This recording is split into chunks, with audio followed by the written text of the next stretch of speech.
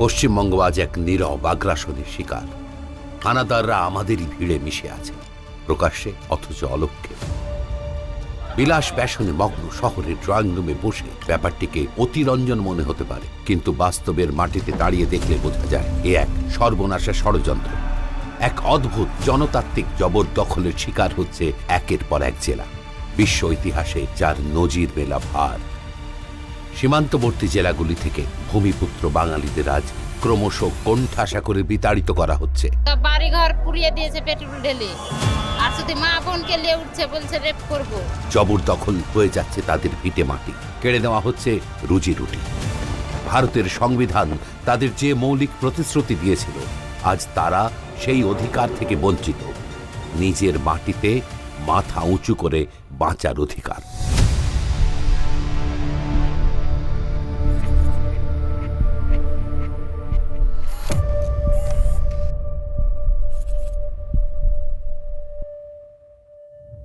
একটি জাল আধার কার্ড আর একজন চিহ্নিত না হওয়া অনুপ্রবেশকারী। সর্বনাশের সূত্রপাত এখান থেকে। ধীরে ধীরে সংখ্যাটা বাড়তে বাড়তে পাহাড় প্রমাণ হয়। শুরু হয় সংঘবদ্ধ ভোটদান। আর আপনি কিছু বুঝে ওঠার আগেই দেখবেন আপনার নির্বাচিত জনপ্রতিনিধিরা আপনার স্বার্থের চেয়ে তাদের তোষণেই বেশি ব্যস্ত হয়ে পড়েছে। ये सिर्फ पॉलिटिक्स की बात नहीं है, बिकॉज इसके बाद क्या होगा, सत्ता और एडमिनिस्ट्रेशन आपके हाथ से पूरी तरह से निकल जाएगा. Then you should effectively think of yourself as a second grade धिम्मी पॉपुलेशन. আমার নাম নারায়ণ মণ্ডল। মুসলমানরা আমাদের এলাকা একদম ছাপ করে পুরাই দিয়েছিল, সেই অত্যাচারে আমরা এই দেশে চলে আসছি। কিন্তু এই দেশে এসেও তো আমরা কোনো, এখন তো সব কিছু মুসলমানেরই আধিপত্য, সব কিছু। ট্রেনে চললি ট্রেনেতে দেয়, কৃষ্ণনগর পার হলি ট্রেনেতেও উঠইয়ে দেয় ওরা বসে। এই তো দেশের পরিস্থিতি হয়েছে। এ দেশে তো আমাদের দেখছি হ্যান দিয়ে আবার পলাই, আবার কোন দেশে যাব। টিএমসি কিরকমভাবে সাহায্য করছে? টিএমসি আর সাহায্য করছে, টিএমসি তো এখন ওদেরই সবই তো ওদের। The very same politician who challenged the left using the electoral plank that she will deport illegal migrants is now held ransom by the brute voting power of the very same illegal migrants, and therefore स्थिति अभी उनकी वजह से तो नहीं बदली। अगर बदलेगी it will only be because of either an outside force or if the people themselves say we have had enough of this. এই রোহিঙ্গা ও মুসলিমদের অবিলম্বে আমাদের এই ভারতবর্ষ থেকে তাড়াতে হবে, কারণ তারা আমাদের খাবারে ভাগ বসাচ্ছে, আমাদের অধিকারে ভাগ বসাচ্ছে, আমাদের সম্পত্তিতে ভাগ বসাচ্ছে। আমরা এটা হতে দেব না।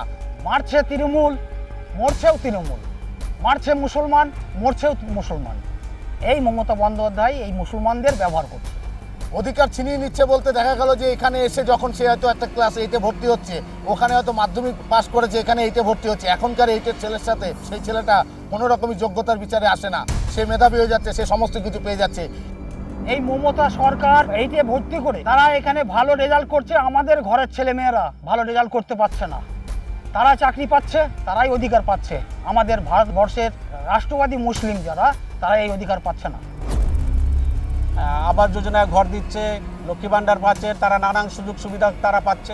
যেরকম সরকার থেকে রেশন আসছে, সেই রেশনগুলো তাদের মধ্যেও ভাগ হচ্ছে। এবার সেখানে হলো বাঙালিরাও রেশন পাচ্ছে না। Illegal migrants, assuming for a moment that Bangladesh is not willing to take them back, take away two rights: the ability to hold real estate and the ability to vote. You cannot have, your children cannot have, nobody can ever have in this lineage whatsoever. And you also prevent their ability to intermarry with local population, no matter what their religion. Then your incentive to continue being an illegal migrant here significantly comes down. ভারতীয় প্রজাতন্ত্রের স্থপতিরা আগেই আঁচ করেছিলেন যে গণতন্ত্রকে ভেতর থেকে ঘুণ ধরাতে এমন চক্রান্ত হতে পারে। তাই রাজনীতি যখন দিশা হারায়, তখন তাকে শুধরানোর জন্য সংবিধানেই কিছু রক্ষা কবচ রাখা হয়েছিল। ভোটার তালিকার বিশেষ নিবিড় সংশোধন বা SIR তেমনই একটি শক্তিশালী প্রক্রিয়া। স্বাধীনতার পর থেকে নির্বাচনী তালিকা থেকে ভুয়ো ভোটারদের চিহ্নিত করে ছাঁটাই বা বর্জন করতে এই SIR প্রক্রিয়া একাধিকবার ব্যবহৃত হয়েছে। পশ্চিমবঙ্গের সাম্প্রতিক SIR প্রক্রিয়া যখন শাসকের রাজনৈতিক সাফল্যের পেছনের অন্ধকার দিকটা উন্মোচিত করে দিচ্ছে, তখন তিনি হাত দিয়েছেন বাংলার সবচেয়ে সংবেদনশীল জায়গায়, বাঙালি অস্মিতা। বাংলা ভাষার উপর অত্যাচার করে অ্যান্টি বেঙ্গলি। এটি একটি ধূর্ত কৌশল, যার মাধ্যমে বাঙালি অস্মিতার দোহাই দিয়ে স্বদেশি বাঙালিদের উপর এক নৈতিক চাপ সৃষ্টি করা হচ্ছে। যাতে তারা অবৈধ বাংলাদেশি অনুপ্রবেশকারীদের নিজেদের সমান বলে মেনে নিতে বাধ্য হয়। তৃণমূল কংগ্রেস বাঙালি অস্মিতা ব্যাপারটা বোঝে কিনা আমার সন্দেহ আছে। বাঙালি কি ছিল না বলুন? 1947 সালে আমরা যখন স্বাধীন হই, বাংলার অর্থনীতি গোটা ভারতের 1 নম্বর অর্থনীতি ছিল। ফলে এই বামপন্থীরা যে কি ক্ষতি করেছে সে নিয়ে সন্দেহের কোনো জায়গা নেই। টিএমসির কাছে মানুষের কি আশা ছিল? একই কাজ করলো ওরা। ফলে ওরা এখন যেহেতু সর্বত্র ব্যর্থ হয়েছে, ডেভেলপমেন্ট করতে পারেনি, ফলে ওদের বাঁচার একটাই অস্ত্র বাঙালি অস্মিতা। কিন্তু বাঙালি অস্মিতা করতে গেলে তো আগে অর্থনৈতিকভাবে উন্নত হতে হবে। শুনে এই লক্ষ লক্ষ বাঙালি বাইরে পরিযায়ী শ্রমিক হচ্ছে, এরা বাঙালি অস্মিতার কথা বলছে। আর বাঙালি অস্মিতার সঙ্গে এসআইআর এর সম্পর্ক কি? অথচ যে বাঙালি অস্মিতার কথা বলা হচ্ছে তার প্রাণ পুরুষ খোদ বিশ্বকবি রবীন্দ্রনাথ ঠাকুর সম্পূর্ণ ভিন্ন মত পোষণ করতেন। টাইমস অফ ইন্ডিয়াকে দেওয়া এক সাক্ষাৎকারে তিনি স্পষ্ট করেছিলেন যে পূর্ববঙ্গের মুসলিমদের যখন প্রশ্ন করা হয়েছিল তারা দেশ নাকি ধর্ম ও সম্প্রদায়কে উচ্চ স্থান দেবেন, তখন তাদের উত্তর সন্তোষজনক ছিল না। রাজ্য সরকার আজ আগুন নিয়ে খেলছে। আজকের এই তোল্লাই পাওয়া ভোট ব্যাংক আগামীকাল কিন্তু তাদের আর মনে রাখবে না। অনুপ্রবেশকারীরা যেদিন সংখ্যাগরিষ্ঠ হবে সেদিন বর্তমান শাসকরাই অপ্রাসঙ্গিক হয়ে পড়বেন। বিত্তবানরা হয়তো পালানোর পথ খুঁজে পাবেন, কিন্তু পশ্চিমবঙ্গের সাধারণ মানুষকে এই মাটিতেই থেকে যেতে হবে সেই ভয়াবহ পরিণতির মুখোমুখি হওয়ার জন্য। इलेक्शन हर 5 साल में हो सकता है, लेकिन उस 5 साल में हमारी जिंदगियां बदल रही हैं। The childhoods that you grew up with, the culture that you grew up with, the neighborhoods that you grew up in, everything is changing. I can understand if something is changing as a consequence of efflux of time, but इसको ज़बरदस्ती बदला जा रहा है। দেশভাগের যন্ত্রণায় বাঙালি ইতিমধ্যেই তার মাতৃভূমির অর্ধেক হারিয়েছে। আর নয়, এবার আর কোনো মতেই নয়। রাষ্ট্রীয় দমন পীড়ন সত্ত্বেও আজ প্রতিবাদী কণ্ঠস্বর গর্জে উঠছে, আরো তীব্র, আরো সাহসী, আরো আপোষহীন। If you go to places like rural Bengal, you will realize that people there are willing to give a resistance. ভারতের সম্পত্তি নষ্ট করবে, ভারতের খাবে, ভারতের পড়বে, পাকিস্তান জিন্দাবাদ বলবে, সেই সমস্ত রোহিঙ্গা অনুপ্রবেশকারী এবং জিহাদিদের অবিলম্বে আমরা ভারতবর্ষ থেকে বিতাড়িত করতে চাই। They will not let anybody take away their Hindu identity.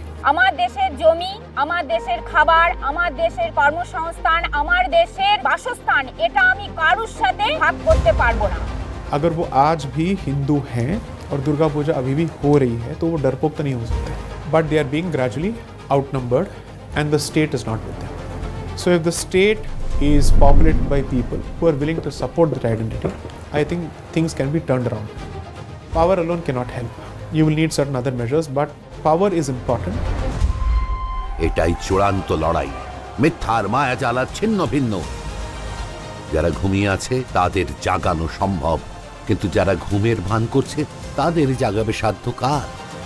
বাঙালি যদি এখনই না জাগে তবে এই পশ্চিমবঙ্গকে বাংলাদেশ হওয়া থেকে আটকানোর ক্ষমতা কারও থাকবে না। আর যেদিন সেই চরম দিনটি আসবে সেদিন তারা কোথায় যাবে?